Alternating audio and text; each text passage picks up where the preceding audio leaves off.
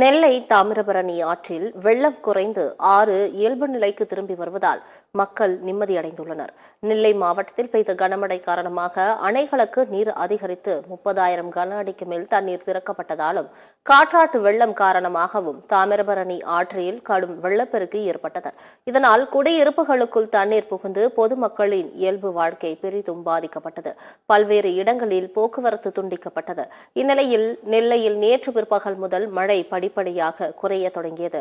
மேற்கு தொடர்ச்சி மலை பகுதியிலும் மழை குறைந்ததன் காரணமாக பாபநாசம், சேர்வலாறு அணைகளிலிருந்து வெளியேற்றப்படும் தண்ணீரின் அளவு கணிசமாக குறைக்கப்பட்டு சுமார் 7,000 முதல் 10,000 கன அடி வரையே வெளியேற்றப்பட்டு வருகிறது. இதன் காரணமாக தாமிரபரணி ஆற்றில் நேற்று இரவு முதல் தண்ணீர் குறைய தொடங்கியது. இன்று காலை சுமார் 10 அடி உயரம் வெள்ள நீர் குறைந்து தாமிரபரணி ஆறு இயல்பு நிலைக்கு திரும்ப தொடங்கியது.